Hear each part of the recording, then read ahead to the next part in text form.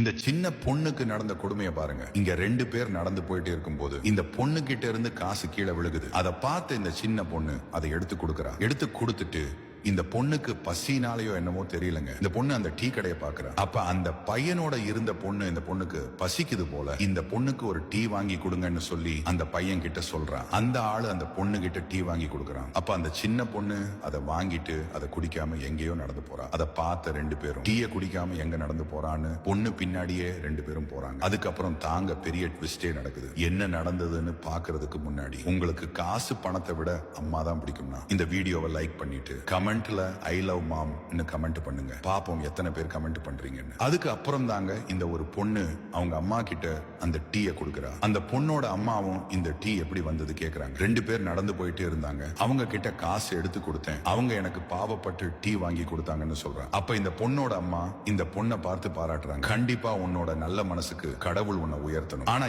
ஏன் கடவுள் நம்மளை இப்படி சோதிக்கிறான்னு தெரியல. எனக்கும் இப்படி கால் நடக்க முடியாத நோயை கொடுத்துட்டான். நம்ம வாழ்க்கை எப்ப மாறப்போகுதுன்னு தெரியலன்னு பேசிட்டு இருக்கும் போது இவங்க 2 பேரும் போய் அவங்க தூங்குறதுக்காக கம்பளி எல்லாம் வாங்கிட்டு வந்து கொடுக்கறாங்க. அந்த பொண்ணு அந்த சின்ன பொண்ணை கூப்பிட்டு அந்த சின்ன பொண்ணுக்கு சொட்டெல்லாம் போட்டுறாங்க. அப்ப இந்த ஆளும் வந்து அம்மா கிட்ட கையில வச்சிருந்த காசு கொடுத்துட்டு இத செலவுக்கு வச்சுக்கோங்கம்மான்னு சொல்லி கொடுக்கிறார். அப்ப அந்த அம்மா உங்களை பார்த்து நீங்க நல்லா இருப்பீங்க சாமி, என்னோட சின்ன பொண்ணுக்கு ஒருவேளை சாப்பாடு கூட போட முடியாத நிலைமையில இருக்கிறேன், என்னோட கணவர் ஒரு ஆக்சிடென்ட்ல இறந்துட்டாரு, நீங்க தான் கடவுள் மாதிரி வந்து காப்பாத்திருக்கீங்க சொல்றாங்க. அப்ப இந்த நபர் அம்மாவை பார்த்து ஒன்னும் கவலைப்படாதீங்கம்மா, உங்களுக்கு தேவைப்படுறத என்கிட்ட கேளுங்க, இது என்னோட தங்கச்சி படிப்பு செலவுவை நான் பாத்துக்கிறேன், நீங்க ஓய்வெடுங்கன்னு சொல்றாரு. இந்த மனசு தாங்க கடவுள். இவரோட மாசான செயல் உங்களுக்கு பிடிச்சிருந்தா சூப்பர்னு கமெண்ட் பண்ணுங்க.